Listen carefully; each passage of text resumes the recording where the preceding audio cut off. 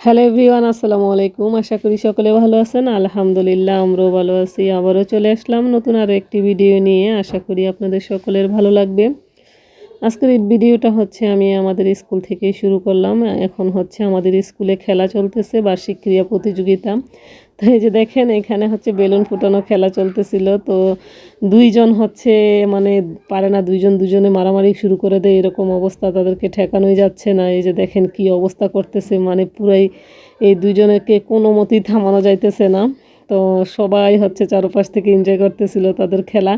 এটা হচ্ছে বেলুন ফাটানো, কে কার বেলুন ফুটাইতে পারে সেই প্রতিযোগিতা আর কি। দেখেন আমাদের ভলান্টিয়াররাও তাদেরকে করলো।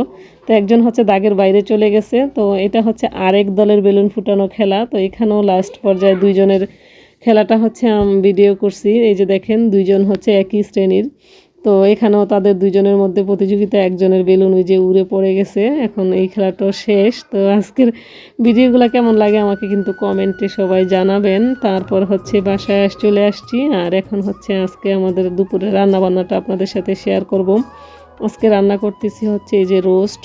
মানে হচ্ছে রোস্টটা পছন্দ করে, তো তার জন্য হচ্ছে এই যে রোস্ট রান্না করতেছিলাম। আর হচ্ছে দেশি মুরগিও রান্না করব।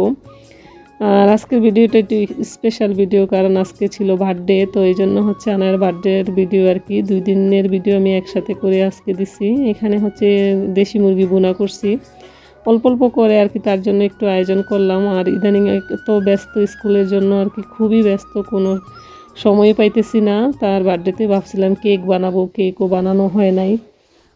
তো তার জন্য হচ্ছে সামান্য কিছু রান্নাবান্না করে বিকাল টাইমে হচ্ছে তার জন্য একটা কেক কিনে নিয়ে আসছি। মানে স্কুল নিয়ে এত ব্যস্ত যে বাচ্চাদের পড়ায় তারপরে হচ্ছে আমি আর কেক বানাইতেই পারি নাই। চিন্তা ছিল, আমার ইচ্ছা ছিল যে আমি বাসায় বানাবো। তো এই যে আমার প্রাইভেটের কয়েকজন বাচ্চাও আছে এখানে, আর আনায়ার কাকা তো ভাইরা আছে। তো এই যে এখন হচ্ছে আমি কেকটা কাটবো ওদের সবাইকে নিয়ে।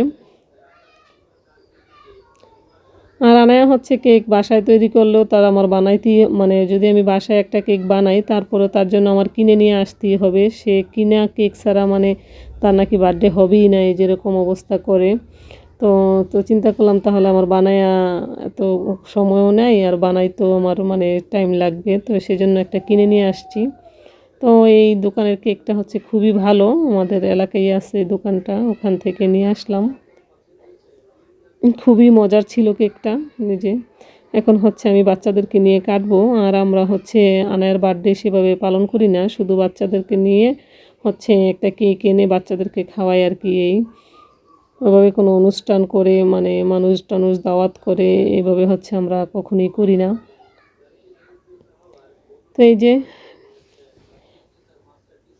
কেকটা কেমন হয়েছে আনায়ার বার্থডে সবাই জানাবেন। আর এই যে আনায়াকে বলছি তুমি বসো এবার কেকটা কাটো, সে তো খুবই খুশি। আর এই ভিডিওটা আমার কয়েকদিন আগের করা ছিল, ভিডিওটা এডিট করে ছাড়তে ছাড়তে হচ্ছে আমার একটু লেট হয়ে যায়।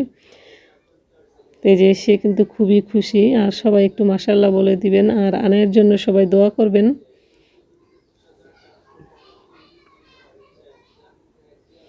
এই যে আমরা সবাই মিলে এখন হচ্ছে কেকটা কাটলাম কাটছি আর কি, তারপর হচ্ছে সবাইকে নিয়ে খাবো। তো আজকের ভিডিওটা কেমন লাগলো সবাই জানাবেন কমেন্টে। আর সবাই আমাদের জন্য দোয়া করবেন, আপনাদের জন্য রইল অসংখ্য দোয়া। আসসালামু আলাইকুম, আল্লাহ হাফেজ।